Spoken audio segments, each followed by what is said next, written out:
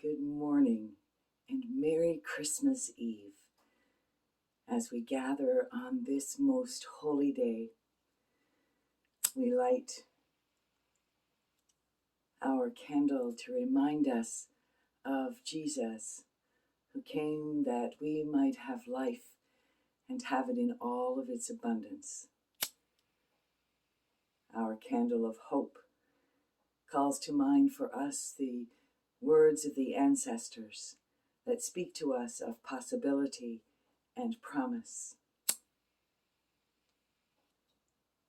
Our candle of peace calls us to be peacemakers in a broken and a hurting world.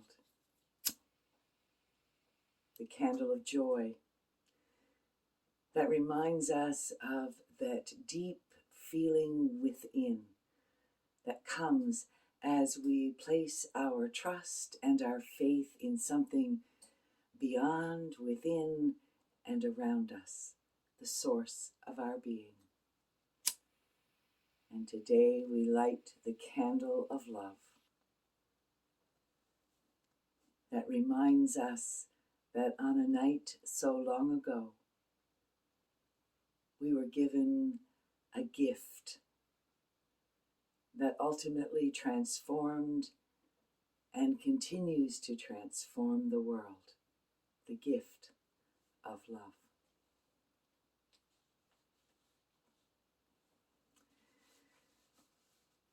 Throughout this day, billions of people will make their way to sacred spaces to hear the age-old story that begins with, "In those days a decree went out from Caesar Augustus that all the world should be taxed." And it ends with, "She gave birth to her firstborn son, wrapped him in swaddling clothes, and laid him in a manger."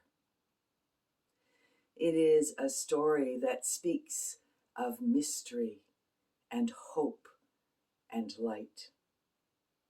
People who never go to church any other time of the year find themselves drawn here on this day to hear again the story, and perhaps for one brief moment they are transformed by its power. There is something warm and fuzzy about the portrayal of these events that took place over 2,000 years ago, and we are caught in its wonder. We sing of silent and holy nights, a child lying in a manger, and no crying he makes. Choirs of angels announce the glory of divine presence. Shepherds come to worship at a stable, and wise ones bring gifts of gold, frankincense, and myrrh in celebration. All of it is wonderful. But I wonder sometimes if we fully grasp what took place on that night. I wonder how silent it actually was. Thousands of people had descended upon the city of David to register, and there were no vacancies. People were camping out wherever they could find a space, like a stable. Mary was in the throes of hard labor, and that definitely is not a silent experience. Then there is the child who makes its way into this world. Certainly, he did not come without that wonderful and loud, triumphal entry cry.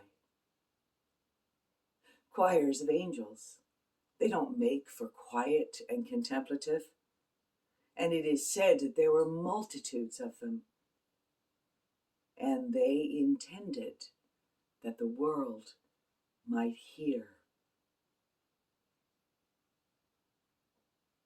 Then there is this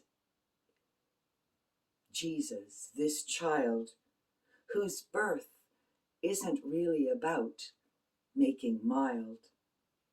This child is one whose entry into the world brings change and challenge, promise and possibility, and even chaos.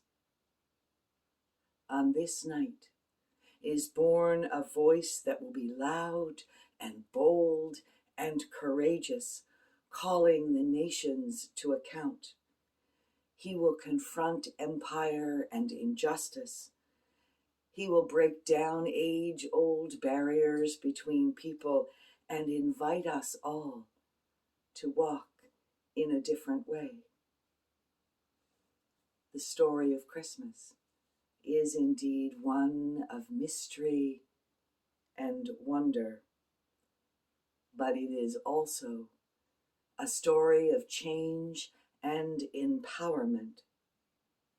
It goes far beyond a night so long ago.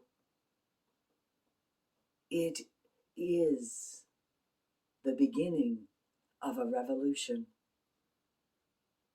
Perhaps this year we will have eyes to see and ears to hear the whole story. And perhaps we will be able to leave our sacred spaces empowered to bring this child into the world every day of the year. Psalm 24 proclaims, "Lift up your heads, O gates, and be lifted up, O ancient doors, that the King of glory might come in." When I sat with Psalm 24, here is what Spirit spoke to my heart. Creation is blessed, the world and all who dwell therein. It has been founded upon the seas and established upon the rivers. Who shall ascend to the holy hill? Who shall stand in the midst of the sacred?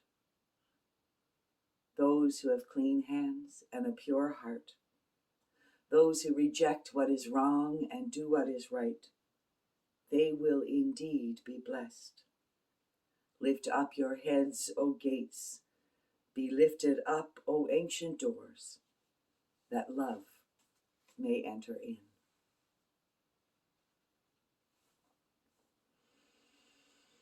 Let's take some deep breaths.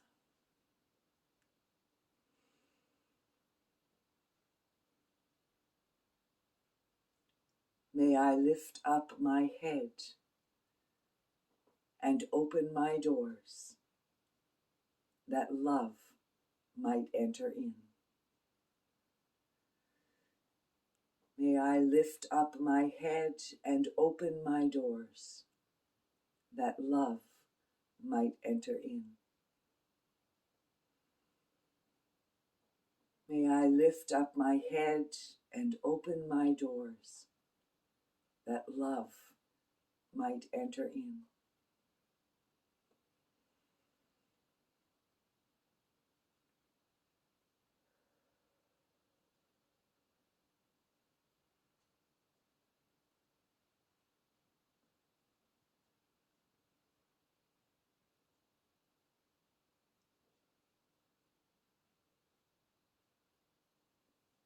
Amen and amen.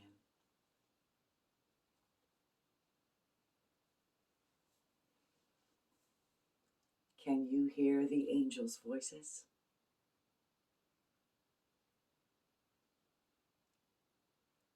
Can you see the star that guides you? Is your heart open? Are you ready?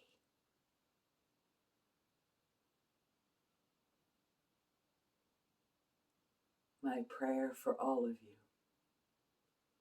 is that on this most holy night, you will hear the ancient story with new ears, new eyes, new hearts, and be open to allow love to be born anew in you.